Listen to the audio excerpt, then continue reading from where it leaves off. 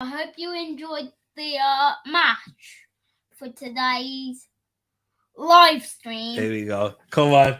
There we go. I'm IQ must. Sports Come on. That's it. I'm IQ. Here we go. Welcome, everyone. I hope you're doing well.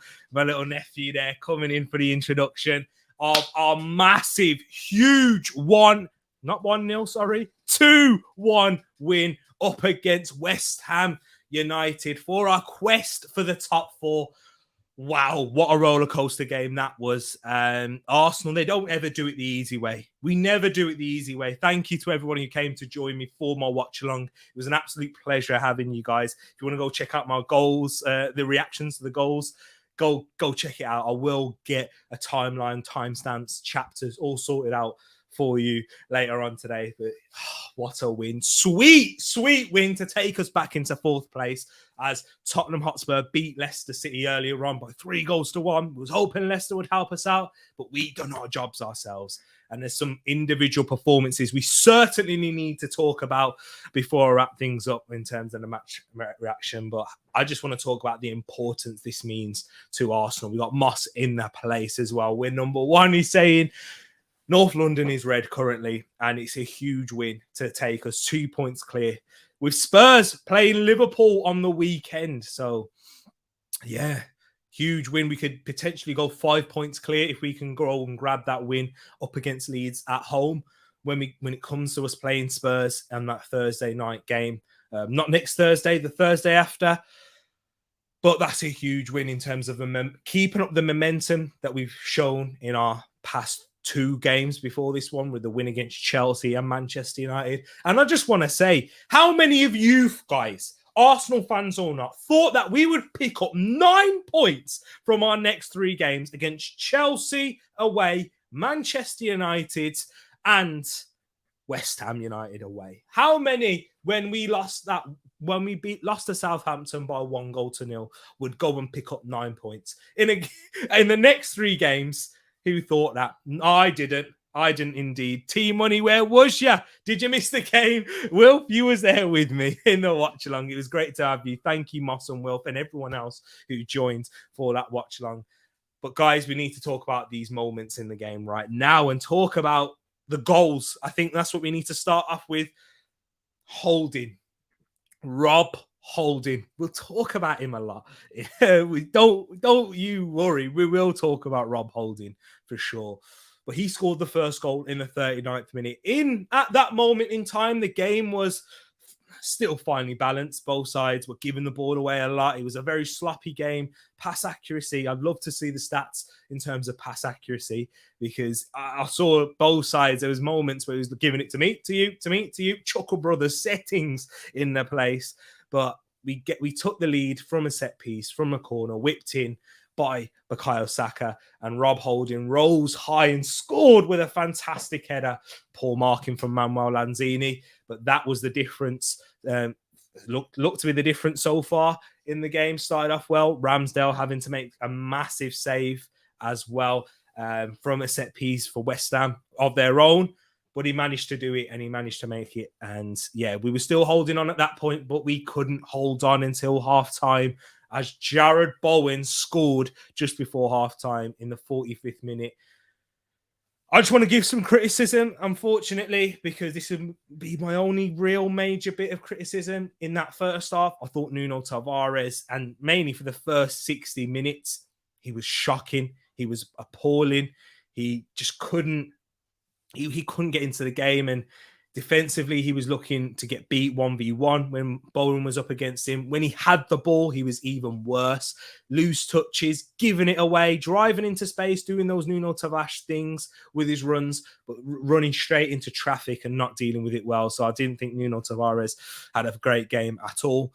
But then we also look at, Gabriel Magalhaes for that goal. So the ball was switched from Declan Rice all the way out to the right side where Kufal was, who made that overlapping. It wasn't really an overlapping run. There wasn't Jared Bowen there. It was a running into space where Nuno Tavares is tucked in way too tight to his centre-back, Gabriel Magalhaes. And he's very lethargic running out there, getting to the ball. And I think a big reason for that is, and someone mentioned it in the stream, because he kept giving the ball away. That's why. And he constantly keeps giving the ball away. And when he's pressing, doing those long, lung busting runs, having to run all the way back, you could see when he was trying to close down Kufal, but he has to close down Kufal much quicker, very much quicker than he did, which I thought he was at fault for that. But then the cross is played in. Jared Bowen, given all the time and space in the box to sweep the ball home and score and make it an equaliser, make it 1-1. Not great from our two defenders on that left-hand side in Gabriel Magalhaes and Nuno Tavares. But with Gabriel Magalhaes, he certainly stepped up. And this is what we need. If you make a mistake in the Premier League, most of the time you'll get punished. But you've got to rectify that mistake with a towering header again. And who would have thought that West Ham would concede 2 goals from set pieces? It was a set piece that was whipped in originally. Martinelli, he ends up getting the loose ball, whipping it back into Gabriel at the back post, who towers in the air and heads it into the back of the net. And this is what Gabriel and Holding give you, which is, Ben White, he was missing with that tight hamstring injury.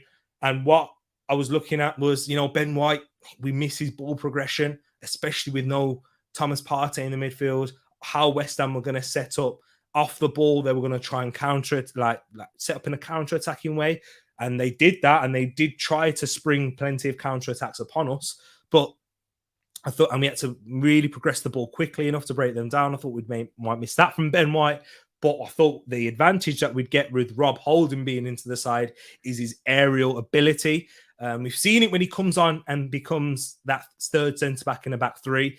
When the balls are being whipped in, it's in those dangerous areas. He defends them well and gets them clear. So I thought Rob Holding did that excellently today. Before his goal, he was making last-ditch blocks. He's fantastic coming into the side. And we've seen Rob Holding do this on one-off occasion performances previously. He got a lot of stick, I thought, after the Chelsea game. And I was one of the few people that thought, you know what, I liked what Rob Holding did and what he brought to the side. And that, I know against Chelsea, we weren't exactly defensively stable, but he brings us more stability. And in defensively, when crosses are being played in it's to his area, I feel more confident with Rob Holding than Gabriel. And that's one of the big areas of Gabriel's game that I really give him credit and praise him about. But yeah, Gabriel Magalhaes made it 2-1. And there was a few moments, no real chances created from West Ham. Apart from that, there was a few hairy moments, of course. They only had 8 shots and 3 on target throughout the whole game. Ramsdale, that big moment where Jared Bowen was booked for diving. I seriously don't think it was a dive. I will be honest. Yes, he doesn't catch him, but that doesn't mean it's a dive in a way. He rides the challenge. He doesn't get caught. Yes, he goes to ground. But if he doesn't go to ground and carries on running, he gets caught. And it's probably a red card, not just for the last man. I know that double jeopardy rule doesn't work anymore, but because of how high Ramsdale's foot actually was. But yeah, we had quite a few chances on the counter-attack, and I thought Eddie Nketiah, he was at the heart of them all. He had plenty of shots on goal, causing Fabianski to work hard. And I really liked what Eddie Nketiah, he had everything apart from the goal in the end. To start with, he was poor at holding up the ball. He was giving it away like plenty of other Arsenal players were, I thought.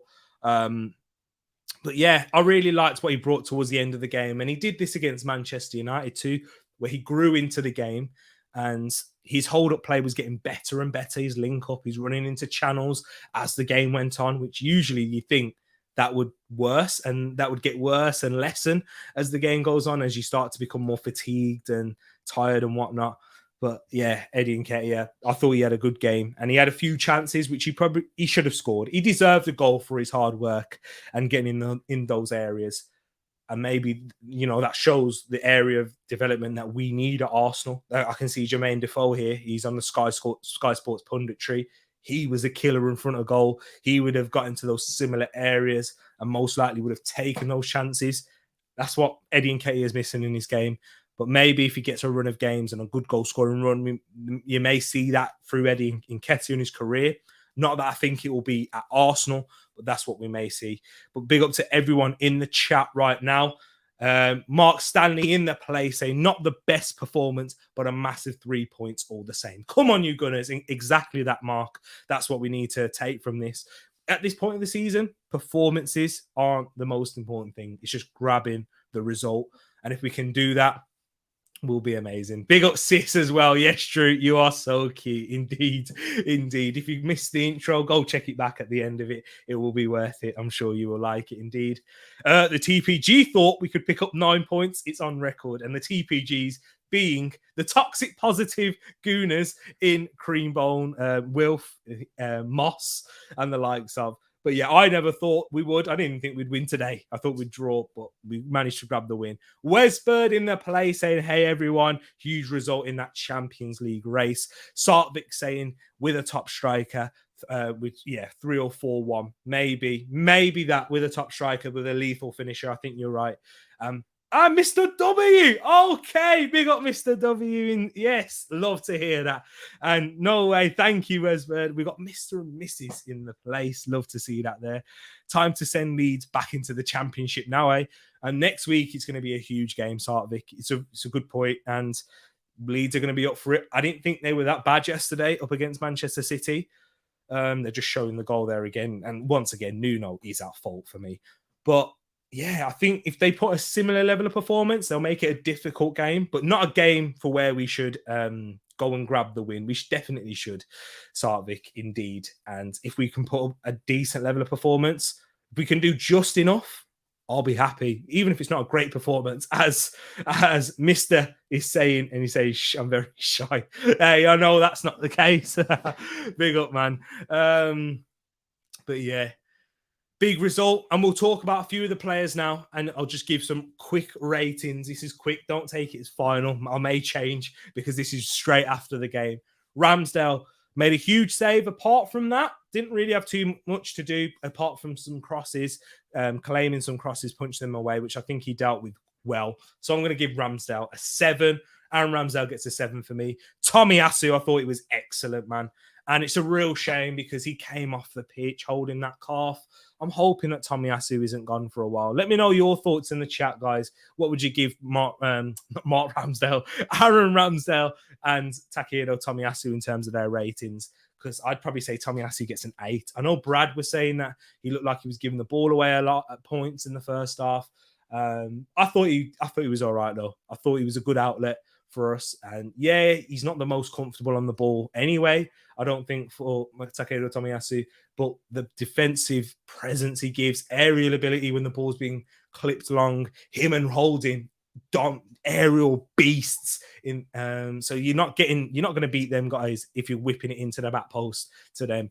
And Tomiyasu, 1v1 defensively, he dealt with Ben Rama, who was looking a threat. He looked on it. He looked like he wanted to try and take him on, but rarely ever got past him. So Tomiyasu, 8 for me. Holding, 9. You can't actually 10. 10 for Rob Holding.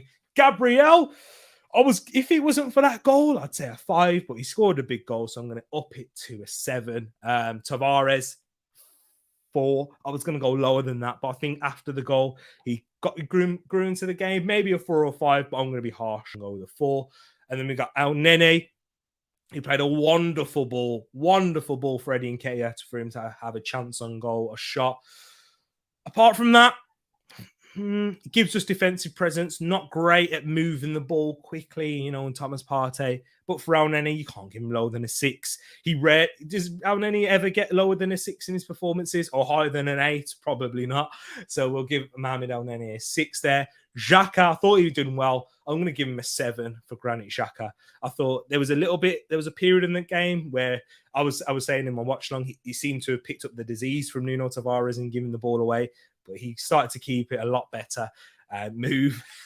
Matt G saying, look at that thumbnail. Indeed, it still needs work. I'm going to fix it up afterwards, but look at the thumbnail. Got me cheering. I'm going to be bringing up a lot more of them for you guys for sure. Don't worry. I'm glad that you like it, Matt. I really am.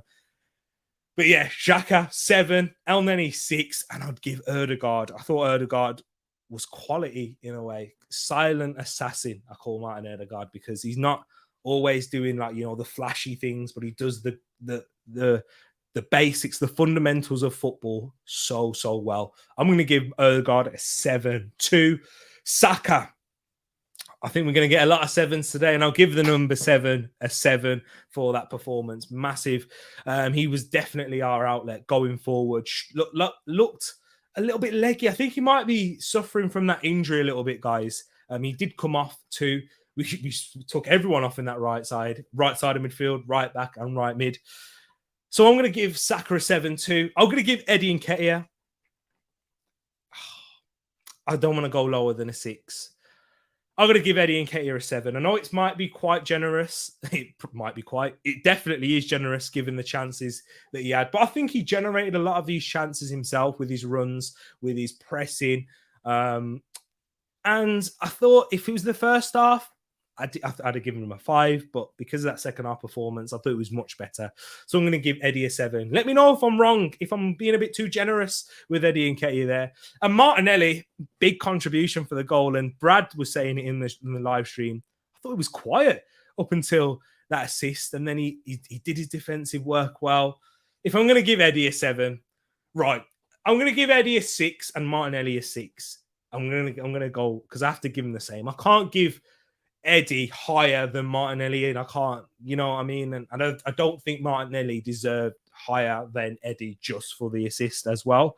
Do you know what I mean? So I'd put them the same. Substitutions, Tereak, average, if we're going to say a 5. He didn't have anything to do, and he was all right. He was just showing a little bit of experience, taking his time on the ball a little bit more. Emile Smith-Rowe, we could have another chance created by Eddie Nketiah for Sambi Lokonga towards the end. But that was a great run from Emile Smith-Rowe. So I might, for that, give him a 6. And Lokonga came on too late, so I'm going to have to give him a 5 as well. But big up to everyone. I'm going to have to run now because, I'm playing Fall Guys this evening. It's bank holiday weekend. I'm going to be chilling, having fun, watching some shows and whatnot. But thank you to everyone who's joined. Let me run through the rest of your comments, the ones that I have missed. We'll get to that one, but let's start off with our friend Mark. And he goes, Eddie did okay. At least he had a goal. He needs to finish though. Agreed. He got into those positions, but you need to score. Lacazette doesn't get into those positions because he doesn't have the athleticism or he doesn't have the movement that we need from our number 9 for someone to get into those spaces. He closes down very well, but he does need to finish. I think he deserved a goal for his performance. And maybe on another day he would. Maybe. We'll have to see. If he goes and scores against Leeds, I'm sure that would be a very sweet moment for him, given the fact he was on loan at Leeds. Didn't have a very successful spell because of Marcelo Bielsa's stubbornness, which is his words, not mine. So don't shoot me down. But yeah, he would love to score a goal against Leeds. Yet managed to let the staff have a rest. Big up to Mr. T and all of you in the house. Big up to yourself as well, Wesbird. Big up to you guys in the place. And look at that. Big up to you as well, Sean. Eddie worked hard. Eddie worked so hard, but he had to finish those one of those chances, in my humble but accurate opinion. Indeed, it is. And I agree. And I do agree with you all.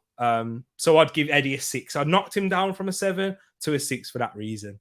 Do you agree with that? Let me know in the comments below afterwards. But I'm going to wrap this up now. Thank you for all of you guys joining. Hit the like button on this stream if you haven't done so. If you enjoy it, if you like these match reactions, let me know in the comments, and also share this to a friend, a fellow Arsenal fan or a fellow football fan if they just want to hear, an Arsenal fan's opinion. I try to give it quite leveled and balanced, like our good friend Harry does. Do you know what I mean?